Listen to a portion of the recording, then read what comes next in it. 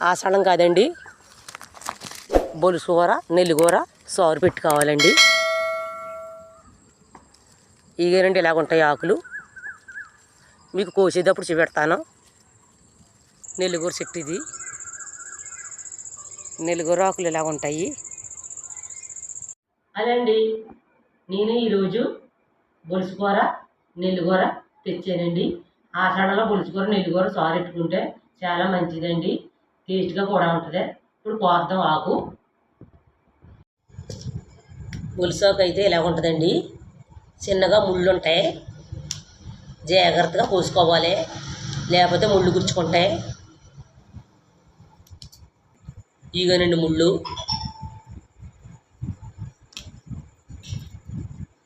చిన్నగా ఉంటాయి ముళ్ళు.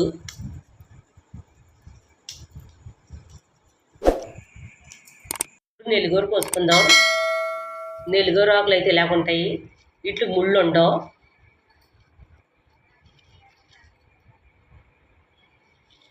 నెల్లికూర తక్కువగా వేసుకోవాలి, బొలుసు కూర కొంచెం ఎక్కువ వేసుకోవాలి. రెండు సమానంగా వేయకూడదు, ఎందుకంటే నెల్లికూర అదొక స్మెల్గా వస్తుంది. అందుకుంటే కొంచెం వేసుకోవాలి, బొలుసు కూర ఎక్కువ వేసుకోవాలి. బాగుంటుంది ఈ నెల్లికూర బొలుసు కూర సారు.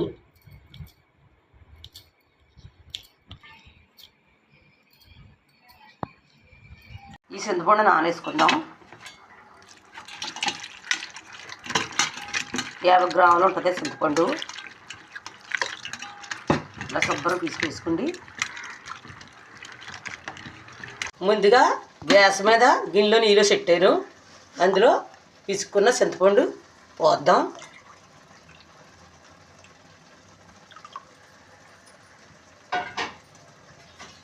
ఇందులోనే ఒక అరసూలు పసుపు వేద్దాం, తగినంత ఉప్పు, కొద్దిగా కరివేపాకు, అలాగే కొద్దిగా ధనియాలు. ఇవి మరగనివ్వాలి. ఇప్పుడు ఓ 10 నిమిషాలు మరగనిద్దాం. సారు తిరగబడినప్పుడు కొద్దిగా బెల్లం వేసుకోవాలి. చిన్ని ముక్క వేస్తున్నాను. ఇప్పుడు సారు అయితే బాగా మరిగింది. ఇప్పుడు బొలుసు కూర నెల్లికూర కడిగి చేసుకుందాం.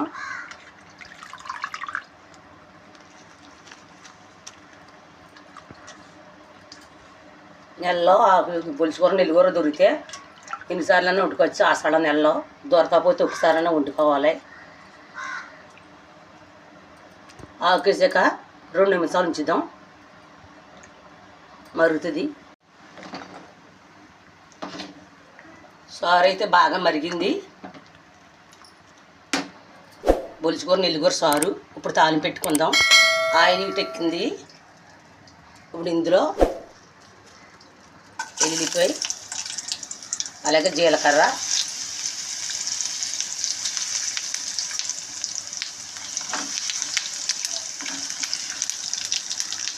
అలాగే కొద్దిగా మెంతులు వేసుకుంటే రసం బాగుంటుంది, టేస్ట్గా కూడా ఉంటుంది.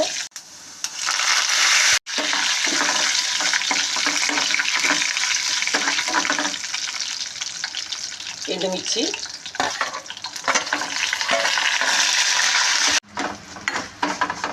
సార్లు ఇలాగే వేసుకోండి. తాలింపు పెట్టుకోవాలి. వేగిపోని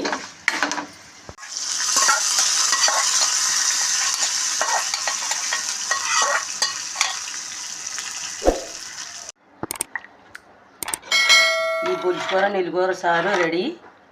ఇది వేడివేడి అన్నంలో వేసి తింటే చాలా సూపర్గా ఉంటుంది, బాగుంటుంది కూడా. ఇది పాండవులు తిన్న తిండిది. ఈ వీడియో కానీ మీకు నచ్చినట్టుంటే ఓ లైక్ కొట్టండి.